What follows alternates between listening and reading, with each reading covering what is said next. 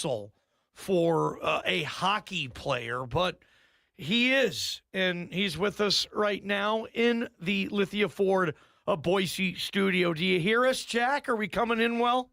Great. Yep. Thanks for having me. There he is. There he is. Put that microphone a little closer to you there, Jack Adams, and you are good to go. We played the highlight from last night. Play it again. Your buzzer beater. Let's go, Greg. Let's see it. Winters in the trapezoid. One more look for the Steelheads. 3 seconds left. Jardine shoots. Tipped on wide of the post. Second tip. They score! I think that was good. I think they got that in before the time expired. It's a buzzer beater for Jack Adams. Oh, Jackie boy. Is that your first ever buzzer beater?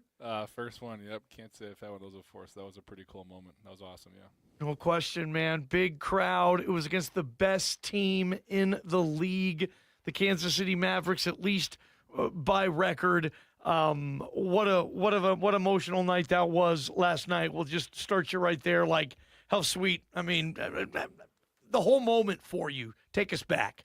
Yeah, it was crazy. We obviously came out flying in the first period, and we were pretty high on ourselves, and then faced adversity in the second. And, they're the best team in the league for a reason, like you said, and they don't really panic. They come at you pretty hard, and then tight game the third, 2-2 hockey game. They score one late, and again, guys didn't panic again on our side. Everyone, stuck with it, stuck with the system, and then 30 seconds left. It's a lot of chaos out there, and then Jards made a great play, and I put it on net, and I didn't think it was good at the first. I thought the buzzer went off, so I was pretty nervous what the eventual outcome was going to be, and then our coach looked at it right away and said it was good, so I'll be fired up, and then obviously shootout was Jack Adams, man. So you know that in sports talk radio we were experts in hyperbole, but before you came on, I said this may have been one of the most important goals of the season. As you guys try to build this confidence, try to build momentum, you're going to see Kansas City hopefully in the second round. How big was that goal for the locker room last night? Yeah, I think just obviously the goal is big, but the win was obviously more important. And like you guys said, they're the best team in the league. They have the best record in the league. They're well coached, older team, but that shows that we're one of the best teams in the league as well. And we have great leaders who've won before, and a staff who's gone to Kelly Cups and have won before. So we have what it takes in our room, we believe. So we're excited. 6'6", 6'7". How the hell did you end up playing hockey? Why didn't they get you on the hardwood, Adams? I don't know. My mom played basketball, but I wasn't very good. Played hockey and baseball growing up. So those are my in the Boston area, correct? Yeah, Boston area. My family wasn't very. My older brother sucked at basketball, and my sister tried for a little bit. So we didn't really have that gene, but hockey was definitely our thing. No offense, because they're two of our all-time favorite peoples, but we had Jade Miller and Nick Canade in here, and I'm not sure on top of each other they're 6'7". So we had to adjust our microphones and our camera just for you, and you throw on some skates. You're like a 6'10" dude out there, my friend. Yeah, I wouldn't tell Nikki and Jay. They're pretty tough guys. But, 100%, 100%. Oh, yeah, they're great dudes. But, yeah, no, I'm definitely kind of awkwardly tall for our sport, but I think it helps the way I play. So. Do people, not want to fight you because you're so tall in your reach? Do people, come after you more so because you're tall and they want to kick the tall guy's ass? How are you in the fight? Because I see you got a kind of a swollen lip there.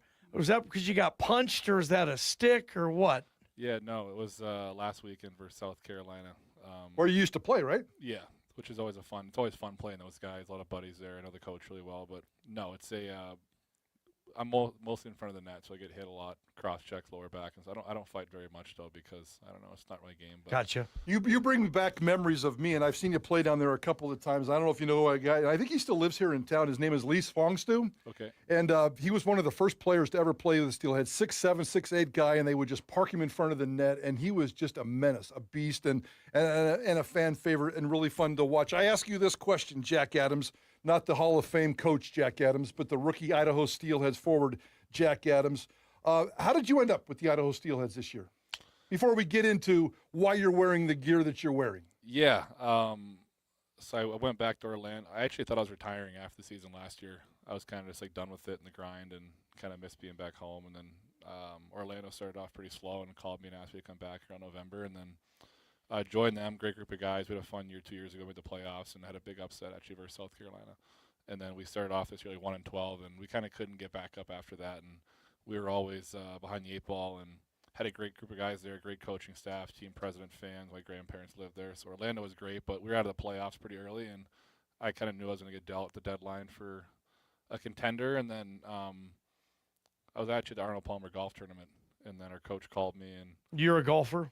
big time, yeah. And Coach Sheen said they're bringing me in, and I'm actually was roommates with Jake Boltman at Notre Dame. So Where you played? You Yeah. played at Providence and Notre Dame? yeah, so made the transition easier knowing him and Silanoff and a few other guys here, and Nevers from back home. So. Quick follow-up, and then we'll get into why we have it. What's it like being a Notre Dame hockey player? You played 3 years at Notre Dame. I mean, I know you're a big football fan. We're going to get into that, but, I mean, were you rooting for Notre Dame against Boise State last year, all this stuff? I mean, you played hockey for like 3 years at Notre Dame. Pretty cool. Yeah, Notre Dame was awesome.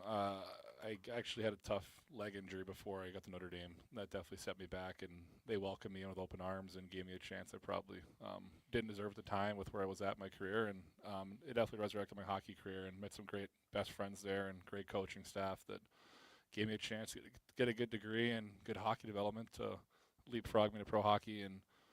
But no, I was definitely rooting for Notre Dame football this year, but 10 years ago, I would have been definitely a Bronco fan. See, this is where we get it. I mean, you're a Let's football dive in. fan. Let's dive in, man. I mean, Let's if you're go. watching on our YouTube channel, Blue Ice Vodka, you're seeing his sweatshirt, Jack Adams, Idaho Steelheads. It's a Boise State sweatshirt, one that he had purchased. He's had it. And tell us, you grew up a Boise State football fan all the way in Massachusetts. Yeah. Where do we start with this story? Yeah, I was a diehard Boise State football fan to Diehard. start with. Like, what does that mean? Die Yeah. hard. Like, I watched every single game from probably 08 to 15. Okay. Okay. I don't know. My first time watching college football was on ESPN, and the Blue Field was obviously showcased. And And this is like in your parents' house in, Yeah, in Boston. and- You're like a teenager. yeah, and then I ended up going to the college game day, Harvard, Yale, and Boston, and I had like Chris Peterson's old Boise State blue like polo he used to wear on the sidelines. Everyone's like, "Why do you have that shirt on?" I was like, "I love Boise State." And then every Christmas I'd get more Boise State clothes, wear to school. People were like, "Dude, why?" And then I remember like watching the, I forget, was it 2011? Like when they lost to TCU on the 2-pointer, and I was just absolutely heartbroken because they beat Georgia that year and Yep. had everything to go to the national. Oh. And if they won that year, they would have won the national championship game probably, and that definitely was heartbreaking. But Kellen Moore, Titus Young, and Doug, those were my heroes growing up, and I still follow them on Instagram, and I love those guys. So you watched it on TV. The blue turf caught a young kid's eye. Oh, yeah. But what was it about the football team or the games you were watching that really kind of the emotional, passionate connection? Well, I think it's hard not to think of the Fiesta Bowl, and I think any young kid sees Statue of Liberty hook and lateral on the halfback pass. Oh, you can't dude. not get too gravitated towards that. And ever Yeah. since then, I was just absolutely sold. And then So you were watching that game as a fan. That game didn't make you a fan. You were No, watching I it was as a fan. a diehard at that point, and then watching them beat Adrian Peterson, Oklahoma, I was like, Dude. wow, this team is legit. And then Kellen steps in, beats Oregon as a freshman, and then the rest is history. And I was just locked in with the Broncos. He Were you the knows- kind of guy that went to school in Boston wearing Boise State gear and everybody's giving you a hard time I and, know, I and you're remember- explaining this weird fascination in Boston? Yeah, it was Christmas one year, and my brother played at Providence, and we were at his game, and my skating coach Paul Vincent was with my dad, and he's like, "You're killing me." I'm like, "Why?" Because I'm trying to find a Boise State sweatshirt for you online, and I can't find it. And then we used to have like our like the darties in college, like all the parties in the spring. All my teammates would fight over my Kellen Moore jersey to wear. They trying to would. impress people and stuff. So yeah, it's pretty funny. He's Jack Adams. He's an Idaho Steelhead. He's from Boxford, Massachusetts, and he grew up as a diehard Boise State and Kellen Moore fan. And you can see our studio here, Yeah. Jack Adams. I mean, there's Kellen Moore laying on a bed of roses. Yeah. If you see that picture, I mean, there's Kellen Moore picture their senior year. I mean, we talk about those teams every day still on this show. I mean, just the footprint that Boise State was able to step on and leave in college football in that era. To me, you are just another example of that. Yeah. Like, that team was so special. It was reaching a lanky hockey player in Boston.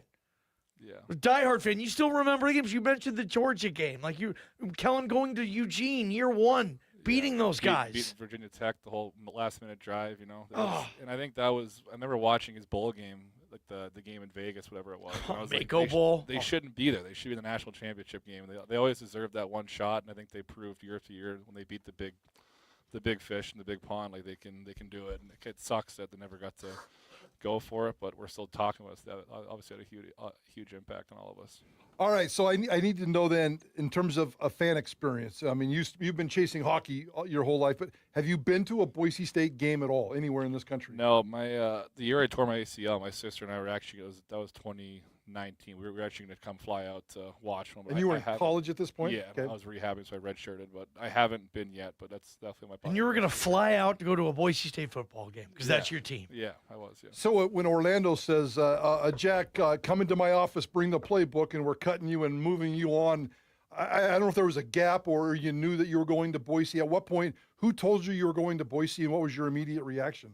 Yeah, I went to church that morning, and I knew I was getting traded the next 36 hours, so I was hoping for the best result. And then Were you praying for Boise? No, really. It wasn't even on your mind. Yeah. No, I was at the Arnold Palmer golf tournament. And then Bay Hill, baby. Bay Hill, yeah. Bay Hill. And my coach called me, and I was with my buddies. Oh, what's up? I was like, I guess I'm going to Idaho. And they're like, wait, what? And then I actually met a lot. We played these guys back in Orlando in January, so I met a lot of them and was familiar with the way they played and hung out with those guys and got dinner with a few of them. So I was definitely a pretty easy transition, and they've been so welcoming, and it's the best place in the league to Cool play. dressing room. Yeah, and I've played in some amazing spots. Like South Carolina is unbelievable. Orlando, my two favorite places in the world, city-wise. And coming here, it's a different animal. Like the fans are just like my first weekend we flew in from Allen. We had 50 fans at the airport waiting for us with bells and signs and goodie bags. And every game it's sold out in warm-ups. This is dude. the NHL of the East Coast League. It's crazy. It is. It's crazy. I mean, our producer, Greg Frank, over there is a hockey guy from Philly, and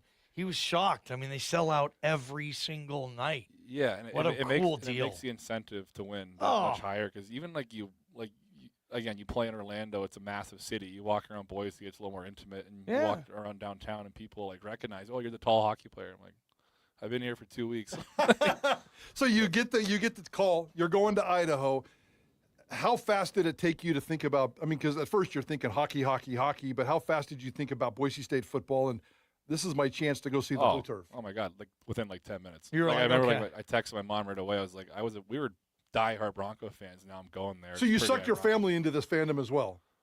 When you say they were along the ride, yeah. Okay, sure. okay. Yeah, So their household was just into Boise State. When you see that picture of Ashton Genty behind Prater, it's pretty sweet, huh? Mm-hmm. No, he was one of my idols too. But no, I was. Yeah. So you text mom. Yeah, I texted her and then just told her that it's it was a little short message. It's just kind of ironic that I'm actually obviously when you get traded, obviously you're first this sucks because you meet great friends and memories and relationships that are not done but on pause for a second, and then you got to quickly transition to your new team, and things happen for a reason. I was just like, wow, it's kind of crazy that we're going to a team that I literally idolized for 15 years, and here we are. So Have you seen the Blue Turf yet?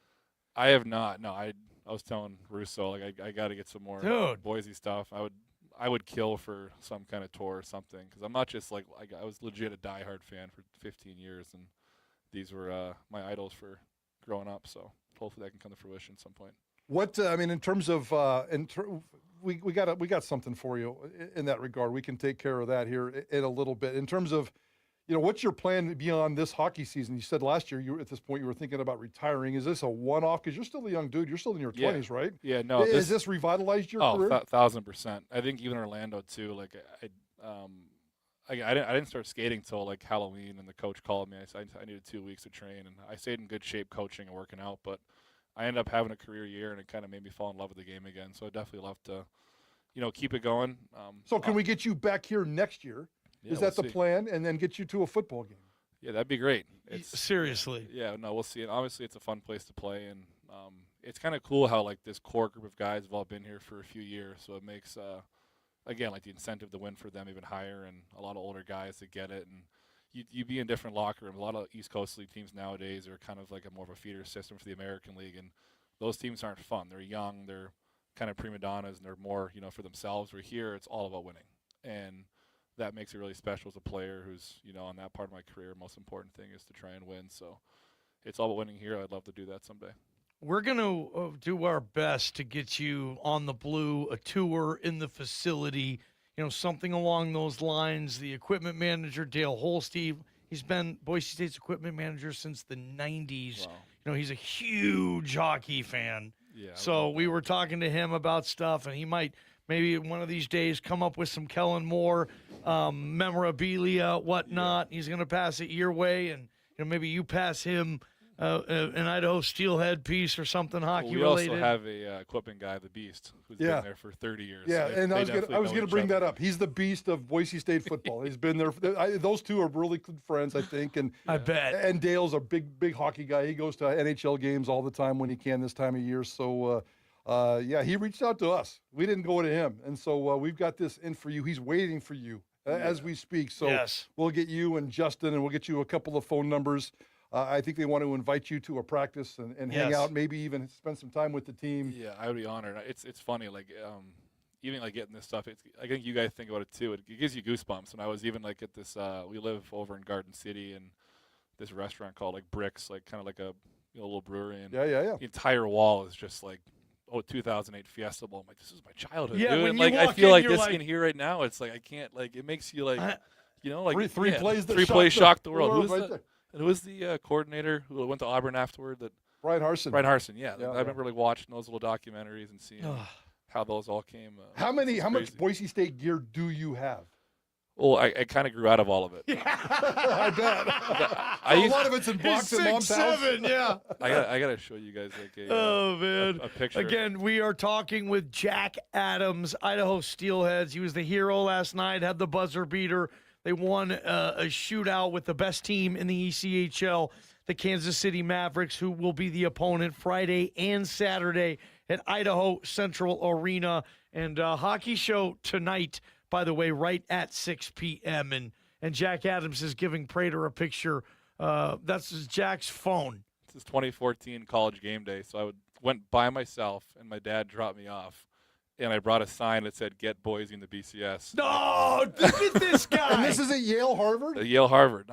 Everyone's like, "Why do you have this?" And that was Chris Peterson wore that polo every game, and that was the orange Boise State sweatshirt underneath. That it. was your Chris Peterson polo. And then the Boise State little Home Depot hat above it with the Broncos sunglasses. This is such a cool story, man. Yeah. Unbelievable. Do the guys give you crap in the locker room for your I don't really family? think they know. I don't really bring it up that much. People are telling me, like, I'm getting texts like, hey, take him to practice with you guys. Like, Yeah. I don't know if we can do that, but I mean, people are also saying get Jeremiah Dickey to give him a personal tour. Like, Yeah. Oh, Dale's better than Jeremiah. And I remember the year too when they lost to they missed the 3 field goals against Nevada. When Thanks for bringing that Kaepernick up. was there, and Yeah.